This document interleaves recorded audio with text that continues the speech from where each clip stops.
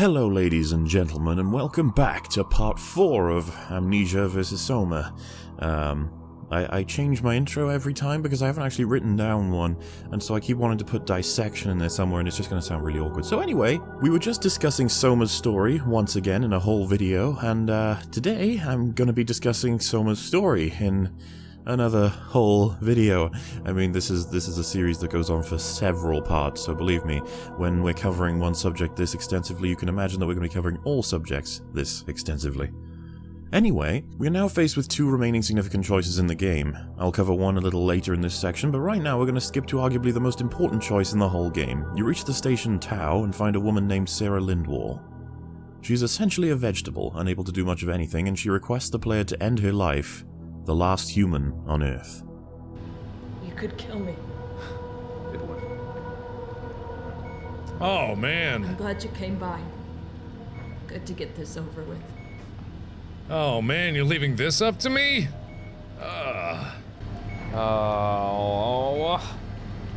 She doesn't. Here's the thing. For me, she doesn't want to live, and that's not. It's not quote-unquote me making the choice for her. This is me helping her with her request, which isn't like, trust me, this is not my preferred method of handling things. And the argument's gonna be, well, she's the last real human. Look at her, she loves these photos of nature. I wonder if I could just like bring them all to her. Fucking sucks. I don't want to live like this. Shouldn't we be doing something to keep you alive? Why? You're the last human. I just find it disrespectful to our entire history not to fight this. Sure, we have the Ark, but you're the real deal. Thanks. That's probably the best compliment I've ever got. But the truth is that the Ark is all we have. We'll have to accept second best, you know. Dang. If I This knew. feels right. Something I want to say here is that both Mark and Chris were very invested and immersed in this game, something a lot of people didn't share, which is fine, honestly. Everyone has their own personal experience, just so long as those people don't make crazy claims like... SOMA isn't really a horror game. It's not scary and... Wait, what? What was that? What? No, that was nothing. Okay, anyway.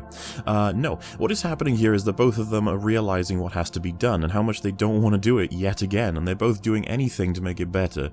Chris asking if he can bring her photos of nature because she must love them if they're littered in what is essentially her tomb, and Mark just sitting there silently listening to her every word. Honestly, it's a little heart-wrenching to see them both deal with this.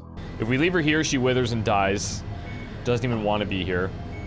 Whereas when I left the copy alive, I guess the only thing I think back on that is like we left the copy in like a trapped room pretty much. It's gonna wake up panicking, freaking out. But I just like, I know it's me, so I kind of figure like I have faith in myself and I know we can get out.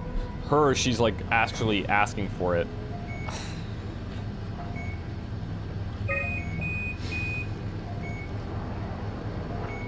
Oh, all right then. Knock it out of the park. All right then. Oh, man. In this situation, I feel like I know what's right. It may not seem right, but... Yep. I'm gonna honor her wish. Would you stay with me, please? Yes, I will. It won't be long now. Please, just stay. What a crazy thing this was. Life. At least I won't have to turn 30. Hooray! Wish I could have died at home with my friends.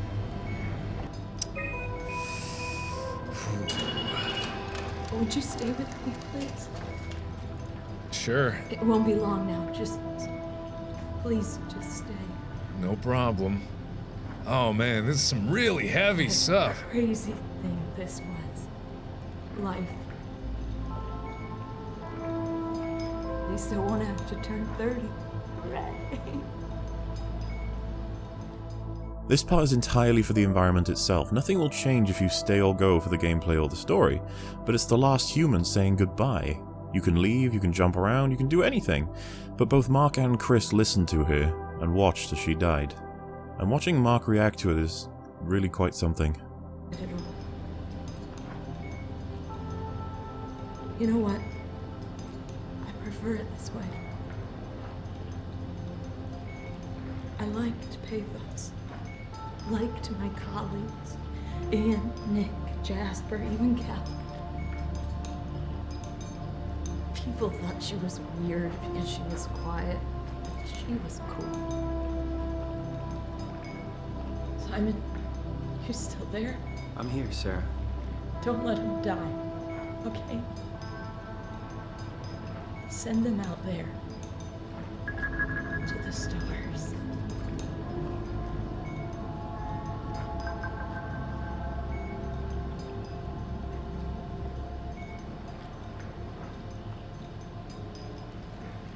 Oh man. It's a pretty difficult thing to even try and discuss for a lot of people. A lot of people will play this, will play out this scenario, and be forced to try and talk about why it is they decided to do what they did with something as precious as what is essentially life. Why? The choices that I make are very reflective of the person I am, I suppose, but it's also important for me that, you know, things change from situation to situation. Like, I don't know, it's hard to explain. It's not something that I could easily No way I let can you climb guys the ladder know. while carrying the arc. Though as you can see, it weighs on you. Every player finds themselves talking either to the audience or to themselves about how what they did was right. Regardless, that took me bloody ages, and that's a tiny part of this whole video essay, as people have started calling this format. The point of this was to illustrate choices in video games, how they are done, and what use developers have for them. Frictional wanted to use their storyline to illustrate the importance of philosophical questions they were asking you, and have you feel that. The story amps up the pacing of this set of choices very dynamically and smoothly, getting worse and worse as time goes on in terms of the weight of your decision and on your own mind. It's fucking brilliant. The pacing of the game as a whole, however, is another topic for another section. Despite all that, we're still on the story of SOMA and some other shit I want to talk to you guys about. When we've dissected the shit out of a lot of the points of the game and the story that came with it, is it contrived? Contrivance, or contrivance, is very important in storytelling. Why do these things happen, and how believable is the entire situation? Some movies and games have a little less of a care about contrivance and want to simply tell their story at any cost. This makes it impossible to take some of it seriously, as almost all of it is in the realm of a cartoon. I mean, look! You shot a barrel and it becomes a fucking bridge. You fucking what, mate?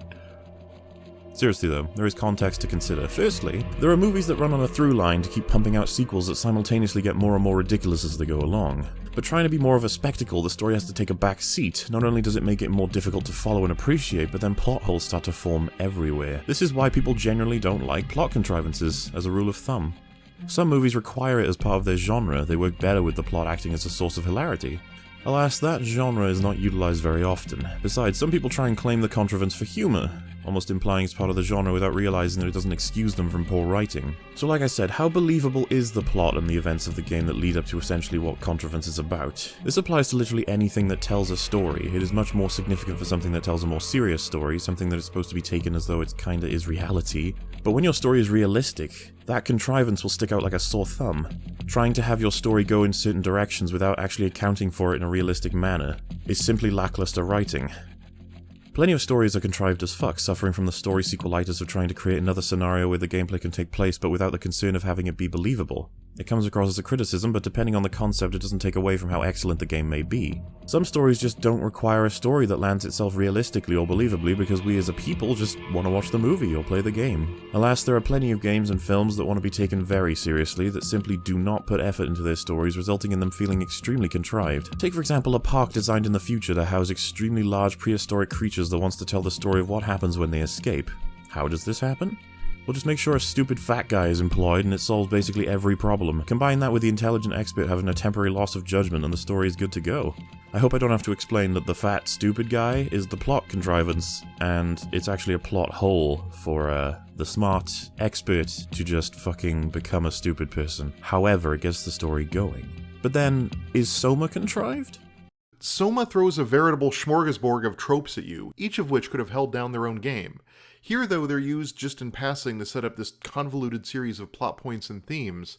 I mean, listen to this plot synopsis and tell me if I'm not throwing a lot of high-concept ideas at you. When Simon Jarrett tries a new form of brain scan therapy in 2015, he wakes up in 2104 in an underwater research lab that also functions as a satellite launching station. This is where the last vestiges of humanity remain after a comet hit Earth and drove all other humans extinct.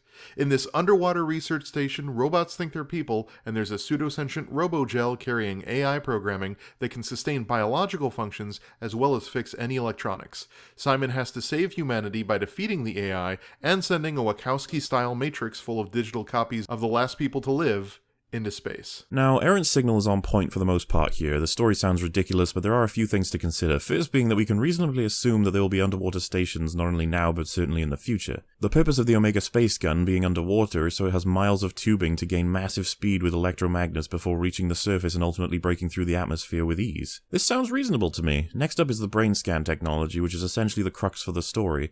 Everything comes from that in terms of the plot. What I'm saying is that to believe most of it, we have to give the game the brain scan tech, which is more than we give a lot of science fiction stories. So if we let our guard down for that, if we give them that and believe that that is possible, add 100 years to the scenario, then take the story underwater, which again, it is reasonable to house a research station underwater, especially when we consider that research labs under the sea already exist and there are places that scientists call home for upwards of a week. When adding an entire 100 years of development and research to that, it feels reasonable. So considering all of that, does it feel contrived? Well, how about the WoW? Well, it's not like there haven't been hugely successful non-contrived stories in the past that involved killer AIs. I'm going to talk about the WoW here in a moment, but to be perfectly honest, it's the classic story of a core principle being interpreted in a way that the creator did not intend. The WoW is no more ridiculous than any of the AI that have come along previously in these stories, and the creatures it creates. The brain scan robots, as soon as you're okay with the WoW, then in terms of plot you would be okay with them. I'm not saying the story isn't contrived at all. We know that the story was created to house a combination of the philosophical questions and the survival horror genre gameplay.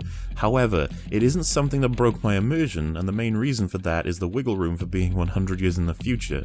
Which as a number is pretty contrived, am I right? 100 years exactly? But seriously, I enjoyed the story quite a lot as well as how it was told, which I will try and cover some more here too. But ultimately, my point here is honestly that considering all the pieces of information and how they all came to be, the story is as well covered up as any good story these days. Because everything is contrived, it's just something that we're trying to avoid being able to see. And that's where the good writers come in. That's where the people who are skilled at this art come in. Keep in mind, I'm not trying to make fun of the game by pointing out the absurdity of the plot, and I'm not complaining about any of those plot points individually. They could each be pretty awesome to work with, really. I'm just saying there's a limit to how removed from our own day-to-day lives we can get before we start feeling sort of distanced from the action on screen.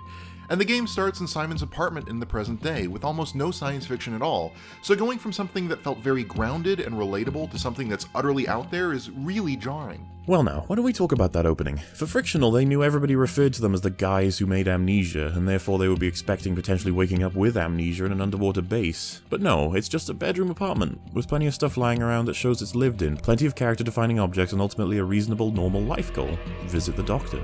Upon visiting, things seem a little bit off, and you start to get the feeling that something isn't quite right. You keep moving, but ultimately get a sense of relief from Mr. Munchie, who assures you the simplicity and the painlessness of the project, and then you begin the scan, and fuck.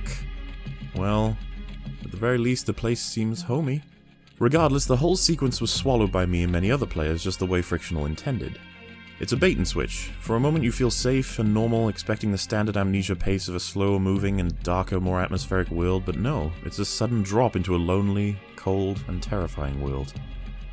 Does this work for everybody? Of course not, but it's clear what the intention was, and I feel a bit of a smirk coming on when I thought of why they would construct it this way. There are other theories about this opening, from other people, though. If you're like me, you'll immediately guess that this is the stimuli that the doctor was talking about. It's pretty obvious that this is the test he's running. Somehow it's resulted in this weird futuristic base that is a representation of Simon's brain. The locked passages around you are blocked pathways that need to be opened in his head. Something called structure gel that appears like black blood that the robots leave behind represents the bleeding that keeps happening in his brain. The corrupted vision and the broken memories you can access are glitches, twisted versions of his own memories and the friends Simon has, along with the simulation threatening to distort or crash if he becomes too stressed out. The game will be about opening all of these pathways and then defeating whatever personification that the simulation creates to serve as an adversary for the bleeding in his brain, likely linked to the friend that was killed in the car crash at the start, since he's brimming with guilt about it. How would you explain why you're having memories of people describing operations on Pathos 2? Why would there be all these different robots? There's an instructional video for new technicians, and I don't see how this is feasible for any time after you get to look around the first room. And if you guessed all that, you are completely wrong, just like I was. Well then, okay. That was a strange thing to throw into your video, a brief analysis that isn't representative of the story at all. Why'd you put that in there? Was it just like a, hey, check out this crazy thought I had? It's fine. It's fine. To each their own with making their own videos. I don't feel bad about this, and neither should you, because I think it was deliberate. There are two reasons why the narrative gives so much attention to Simon's life in Toronto at the beginning, and this is one of them, along with opening with a nightmare. It's misdirection, and I think it's great. It also gives you a reason to accept why you're suddenly in a vastly different place, because otherwise, really, how the hell did you get here after just being in a doctor's office? What? Okay, you think the opening sequence is misdirection to have you believe that you're in a simulation because there's just no other feasible way for it to be true, even though you implied that you didn't believe your own story only shortly after getting to the first connector in Upsilon. Unless you believed it all the way up to the end, which is just hilarious because the game explained it all well before then. Not to mention, by the way, that you just said, how else could you explain ending up here? Mate, millions of games are based on not knowing how you got to the beginning until a certain point in the game, and oftentimes it can be right at the end. I have just one or two examples. How the fuck did you end up on a plane that crashed right on top of an underwater city, and then you just happened to approach the city perfectly reasonably from this fucking lighthouse, and why did you just walk out of a fucking coffin and you just happened to battle this monstrosity soldier man, and why the fuck do you begin in a white room with a horrible lady saying things at you, and suddenly you can complete puzzles in this sterile world? Why the fuck did I wake up in a deserted as fuck office with empty chairs and desks and papers all over the floor? How the fuck did I end up on a ship with a bunch of Cronenberg monsters trying to figure out how to just get off it? Where even am I? Why did I get here? Why am I a security guard in a place where people die regularly? Why am I a slice of bread? Oh, I have a great one for you. Why did I wake up dazed and alone on a floor in a Prussian medieval castle? Oh yeah, the game that came before this one does the exact same thing and you don't even mention it. How do you spend your entire review not mentioning Amnesia when you're reviewing SOMA? So do any of these ring a bell? Half of them are considered to have fantastic storylines too. Point is, plenty of games begin this way, and finding out how you got there is an integral part of the plot. The funny part is that you can find out how you got there when you were paying attention to the environment. But if you miss it entirely, then Katherine just essentially explains it all directly to you in Lambda, which is right at the beginning of the game. Even if you miss it there, the game has beats reaffirming what you are and how you got here while telling the overarching story that is far more important. So the reason you think Frictional have the opening sequence is to lend credence to the player that you may well be in a simulation. I guess that's possible, but when you say it's because the player can't explain how else you got there despite saying the word teleport, it's ridiculous. Players are often very creative and you can have many ideas for why you are there, but once you meet Carl, it should be bloody obvious. I don't know, Joe. Seems like you're a little bit projecting there. So lastly in the section of a section of a section, I want to talk about the twist. Yeah, there's no twist in SOMA. Despite what the hundreds of faggots out there would have you believe, the story is not meant to come out as a turn of events that we didn't expect. In fact, it's quite the opposite. Both Chris and Mark guessed exactly where this game was going to end, and how difficult it was going to be to reconcile before it even happened. People referred to you as being a robot as a twist, and they dwell on it for the majority of the game, despite the fact that the philosophical questions are only personified by that. The questions are what matter. It was really enlightening to see Mark move swiftly on from finding out he was a robot to asking the questions that actually matter in relation to the story. I mean, the question of the day, besides all the other questions that I guess I kind of got right, is who put this suit together? And who downloaded it into this program? Or downloaded my last brain scan into this? Like, who did that? And also, the other question of the day is, what are the creatures that are shooting off so much electromagnetism that they are, you know, kind of infecting everyone? And also, Amy was still kind of alive back there, quote unquote. So, I mean, what's orchestrating all of the rogue robots and what's orchestrating all the non-rogue robots? I mean, it seems to be connected with the blue light that you see on the bodies, but that could just be a coincidence because the robo-fish also have those. Finding out who's controlling everything is essentially the main plot, finding out just what happened in the station itself. Once you find that out, which is delivered over the course of many scenes slowly through the environment, you move on to the philosophical questions. I mean, there's so many... we could debate this stuff for decades, like, and it's going to draw strong opinions, which I think is great. It's asking some really interesting questions. On a side note, if anyone wanted to watch either of these guys beat this game, pay attention to how they answer the questionnaires before and after entering the Ark. It's a stark difference, and it gives you a lot of credence to the idea that it's about how you feel rather than what it's defined as. When answering this questionnaire during their time in Pathos 2, they answer it very depressively, almost like 50-50 answers as to whether or not these things are good, whether or not they're bad. But once they reach the Ark, every one of their questions, for both of them, are 100% positive, because they feel that sense of relief, that sense of living. Why the Ark section at the end of the game is arguably a little bit important, but plenty of people miss the point of that too. Regardless, Chris literally just translates to the audience what the game is telling you blatantly during his Let's Play. When you remote, all you see is like a video feed from the helper unit. Your own body is entirely out of the picture. That could, I guess, that we could be in the exact same boat right now. Because we were in like the pilot chair and put the helmet on, and then all of a sudden we're here. But we did see our hands on the ladder, but that could just be what we're thinking. I mean, hell, the game foreshadows. It's not a twist that you end up getting. It's a surprise. Game ends with a surprise! Is that foreshadowing? Game ends with a surprise. I'm not so sure that's unintentional there. Okay, let's move on to some character. We got Simon, Katherine, and some more tertiary characters to look at. Something I think most aren't going to disagree with is the quality of the voice acting in the game. Many of the lines are delivered with a lot of emotion and conviction. No. Fuck this! Fuck this! Fuck you! Fuck you, Katherine, you lied! And I believed in you, I trusted you! You said we're getting on the fucking Ark! We are on the Ark, you idiot! I didn't lie! I can't be responsible for your goddamn ignorance! Fuck! Characters being very realistic or playful. I went for the small one. No, not a Kate, those are so cute! The system overload affects the staff considerably. Headaches, loss of sleep, unwarranted stress. And it seems to be getting worse. I could use some advice if you can get through. Delenda est. Even in the most mundane situations of just waking up from a bed in your apartment, they display a sense of realism. Simon's trying to get a grip on reality from waking up from what is essentially a nightmare about dying, while talking to someone on the phone. I can relate to this when people wake me up and ask me something important. I'm more involved in trying to find a word that I can say as opposed to actually realizing what the conversation is. Almost like a groggy start to the day sort of thing.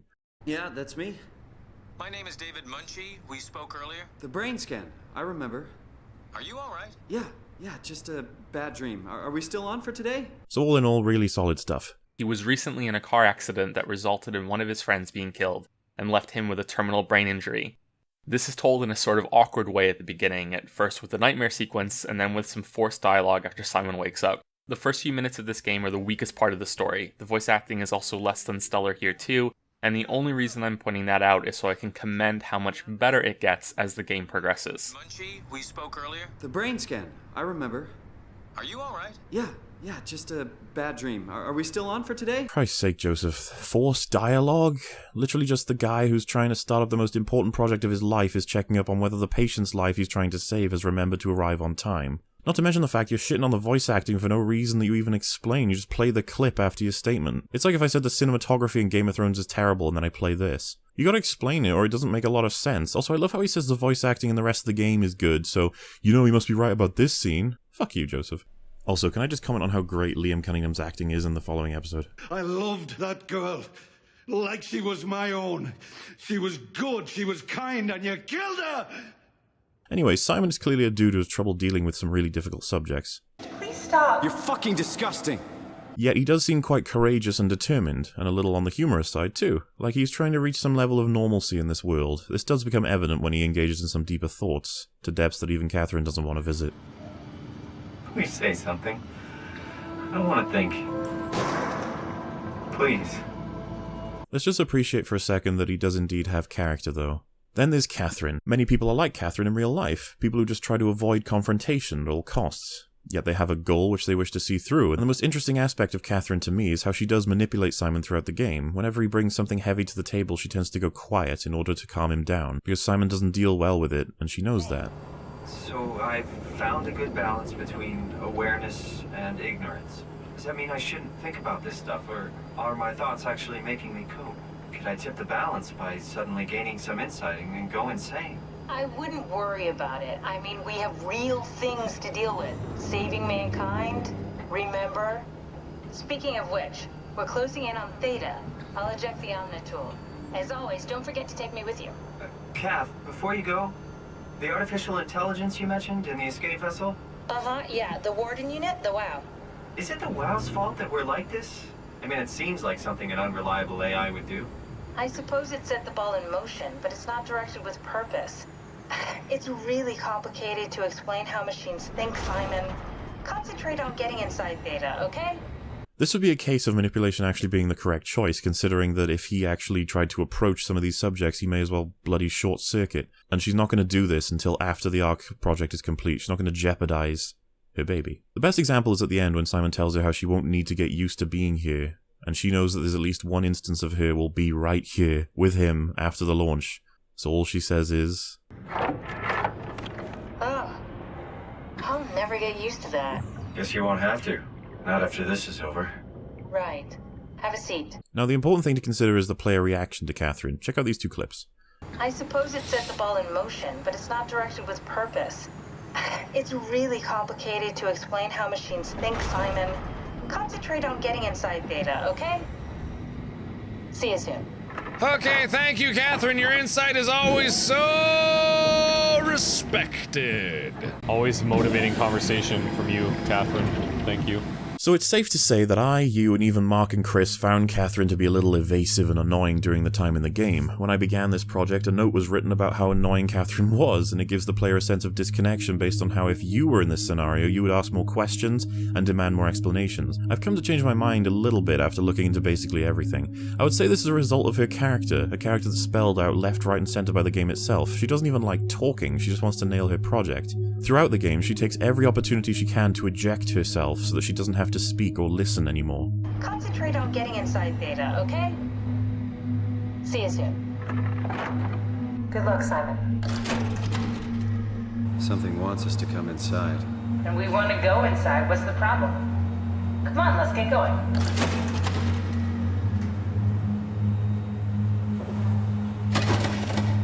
Hit the switch if you want to drain his battery. He'll die within a minute. I'd rather not stay plugged in any longer.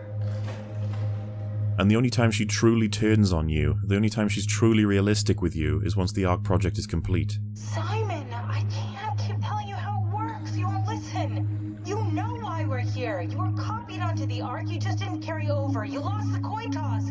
We both did. Just like Simon at Omicron. Just like the man who died in Toronto 100 years ago. No, this is bullshit. We came all this way. We launched the ARC. I know it sucks, but our copies are up there. Katherine and Simon are both safe on the ARC. Be happy for them. When you really think about the fact that she's evasive, consider one other thing. When you meet up with her, the first thing she says in Lambda is how important something is. She gets presumably knocked to the floor by a flesher that is in her station. Her motivation is the ARC. Canonically, she died for it, and doing everything she can to make that dream a reality means manipulating Simon. That means avoiding questions about consciousness and who owns it. I basically flipped a coin, and if I had called the wrong side, I'd be rotting away at Omicron. I mean, there's nowhere to know, right? You didn't hit the make sure Simon wakes up in the right body switch, did you?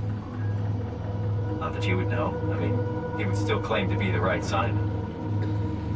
Note how she never corrects him when he says he's the actual Simon, not until the end when she directly calls him an idiot, because her job is done. That isn't to say she's a bad person. I think she did the right thing, but God, she's an interesting one. So I mentioned that there's an argument to be made about player disconnection, that Katherine can bring you out of immersion by being evasive in what seems to be a method of keeping her player in the dark. Now despite that being possible, I believe it was her character to behave this way, and is permeated by that final scene with the Omega space gun. Despite that, I do feel there is a disconnection between the player and certain character elements, that being Simon.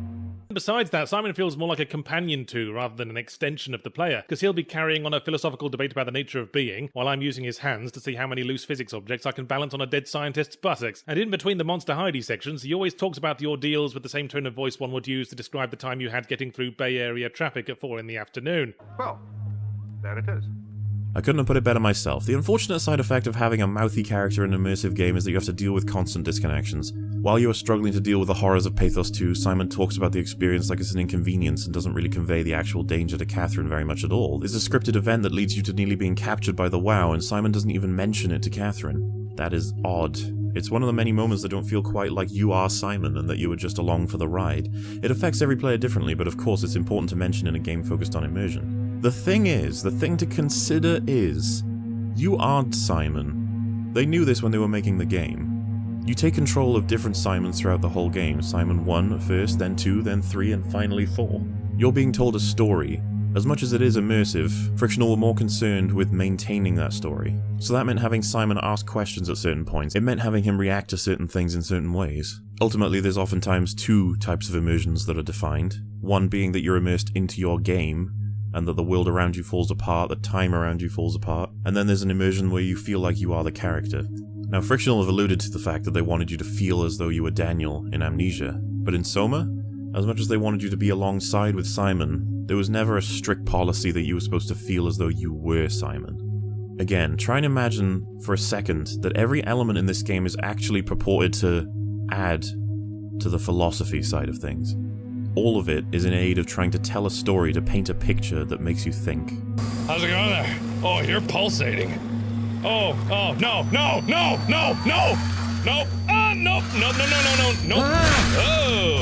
What was that?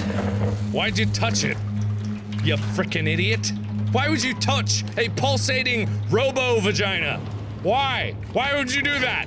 It's not kosher. This affects everybody differently, and you can blame your character dissonance on this, but ultimately it didn't bother me too much because it's easy to recognize why Simon can talk, so that he can ask questions that we want the world's answers to. We can see the effect of the philosophical weight on him and Katherine throughout the story. It's important that they knew they would have to sacrifice immersion for this very important aspect. Seriously though, who would touch that butt? Hello. Now there's a criticism I want to discuss here from Aaron Signal. The summoning Brendan 1 into existence, then turning a simulation off without seeing him react, kind of falls flat, though. I'm sorry, Mr. Luan. Brandon. Goodbye. No, wait. That's enough.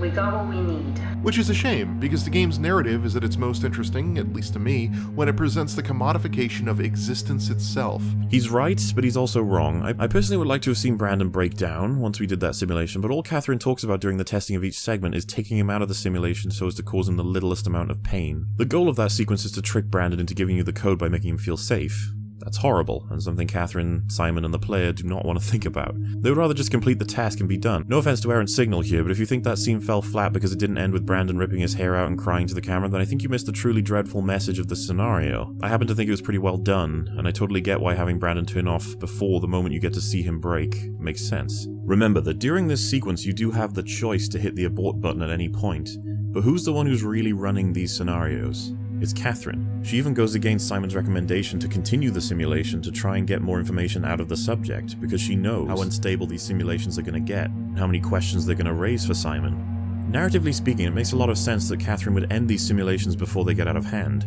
in order to, on the one hand, protect Simon from these existential questions, but on the other to hide him from the truth, similarly to her plan that failed in Omicron. It's a redundant copy. We'll never experience my journey, the full journey. He wouldn't understand.